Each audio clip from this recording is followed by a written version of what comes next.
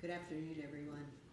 Can I ask, just before I begin, so we know who's in the audience, how many people here are school district people, teachers, principals, central office folks? Okay, good to see. Good to see you. I know it's probably very difficult to get away today, so I congratulate you on being able to do that. My name is Joanne Isken, and I'm here as the chair of the Instructional Quality Commission. But really, although you heard the introduction, I am a 37-year veteran of public education, a teacher, a principal for 20 plus years, and an assistant superintendent, really just out of that for about a year now. So this work on the Instructional Quality Commission is near and dear to my heart.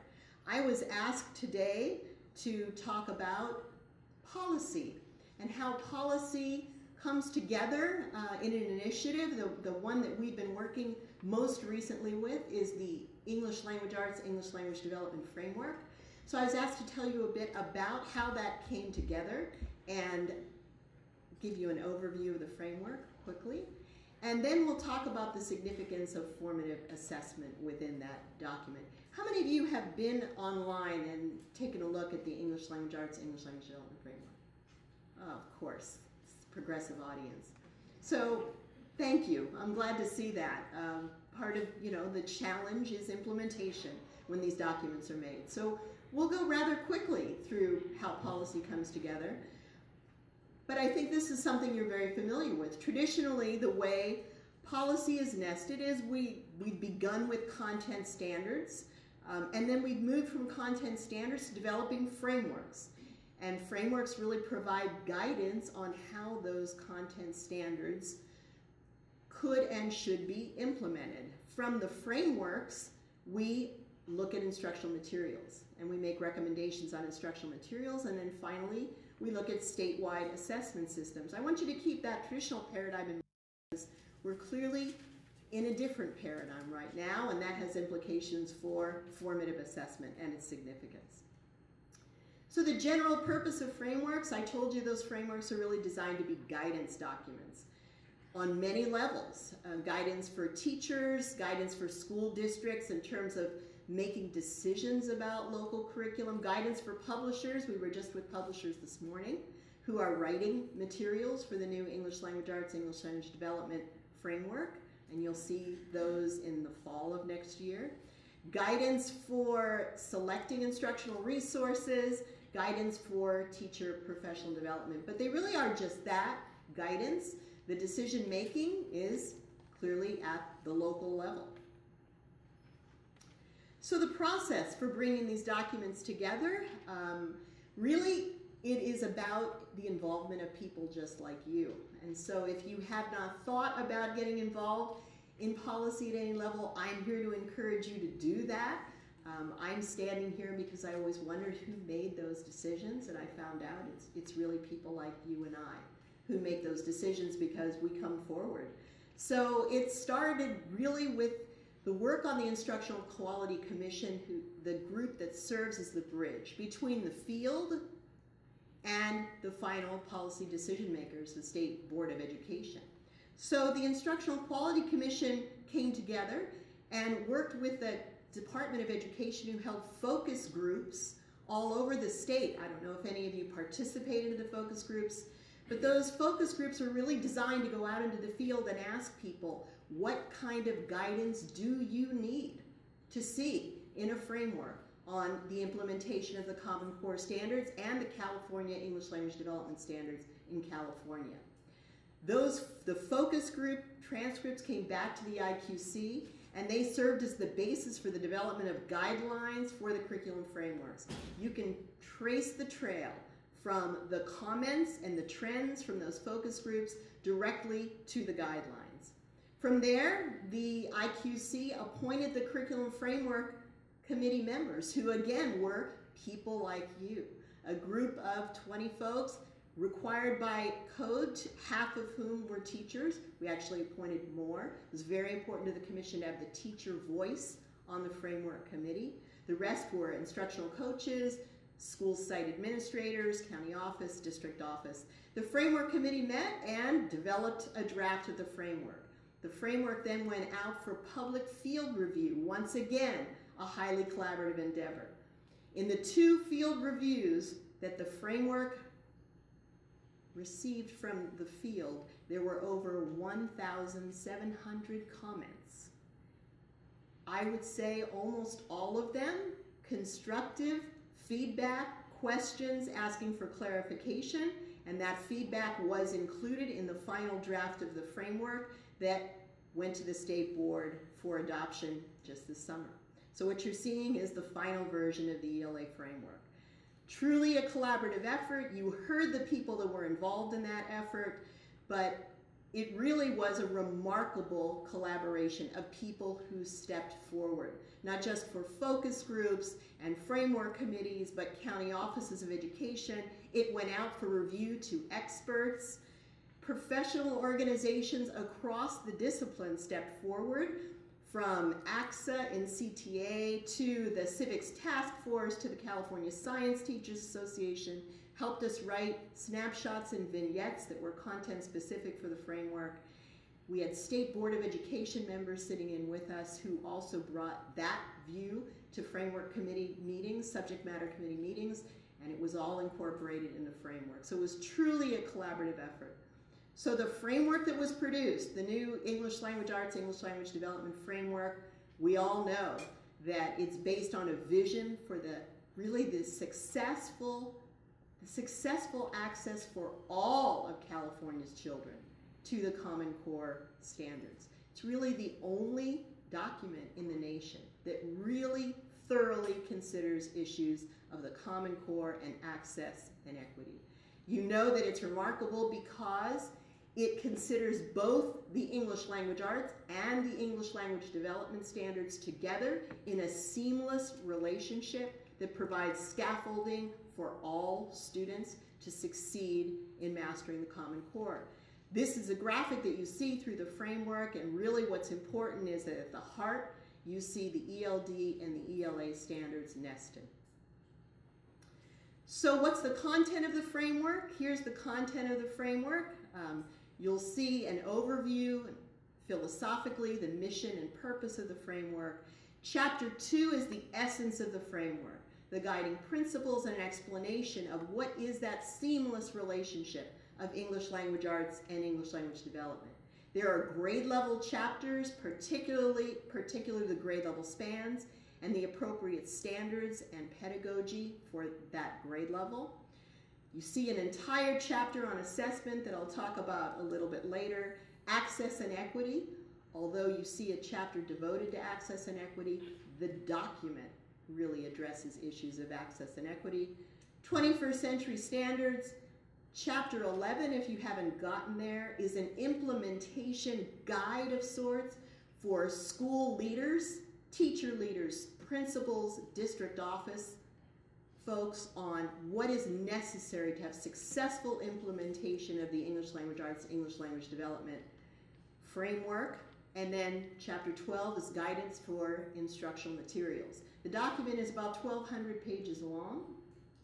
I don't know if any of you have read it front to back. I don't really know many people who have. But it was not designed to be used that way. It was really designed to have every chapter be almost a self-contained module so that you can read the pieces that you need to read and really get the guidance that is particular to what it is that you're looking for. So, what's in the framework, you've seen snapshots and vignettes of classroom practice, because it was important that we take policy and make it real. What would it look like in a classroom? Live links to research, and it's a dynamic document. We anticipate that it will change as we learn more. So what's the paradigm shift? The ground under us has shifted. Before I told you that what we used to do is move from standards to frameworks to materials to assessment. But as we all know, that's not what happened. What happened was that we had Common Core standards, we developed frameworks, but we don't have materials yet. What we do have is assessment. So that really makes formative assessment, raises the level of urgency on formative assessment, because teachers and school leaders are looking at the summative assessment, the smarter balanced assessment, and they're saying, how do we know if we're getting there? how do we know if we're preparing students?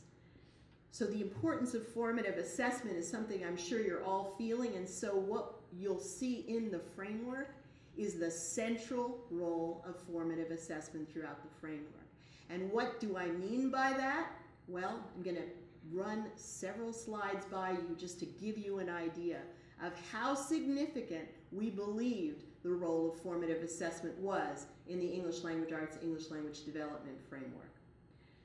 So it's in Chapter 1. If you look at the bold and underlined text, you see that in Chapter 1 we lay out this relationship between curriculum and instruction and assessment that is necessary for successful implementation of English Language Arts and English Language Development. And you'll see that we call for the development of aligned assessments. In Chapter 2, I told you that's the heart of the framework that explains the ELA-ELD relationship, but there, for the first time, you're going to see a discussion of formative assessment. And formative assessment is cycles of inquiry that involve students, teachers, and all that you'll hear about today. Chapter 3 is the beginning of the grade level span chapters, and you see right from the beginning that in transitional kindergarten and first grade, there's a discussion of formative assessment. Formative assessment, in this case, in terms of matching students and texts in foundational skills, and it continues with a discussion of formative assessment for observing the development of oral language through listening, speaking, and discussion. In grades 2 and 3, you see the beginning of formative assessment in a discussion of writing. In grades 4 and 5, you see formative assessment and a discussion of the use of formative assessment for differentiating instruction, and a further discussion of formative assessment in writing. In grades 6 through 8, you see a discussion of formative assessment in the context of closing the achievement gap that we know is critical at grades 6 through 8. And even in grades 9 through 12, I want you to notice that in high school, that formative assessment discussion is still there, but look at the message in the framework, that we are asking high schools to create structures for collaboration among teachers to develop formative assessments at the high school level, and we're asking high schools to think about points of shared responsibility across disciplines and monitoring progress, even at the high school level. Chapter 8 is the assessment chapter.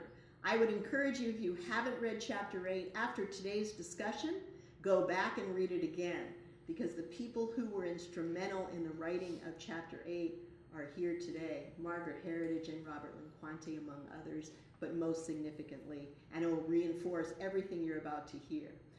You'll see that the definition of formative assessment, you'll see, here's an example of a snapshot of practice. What does formative assessment look like in the classroom?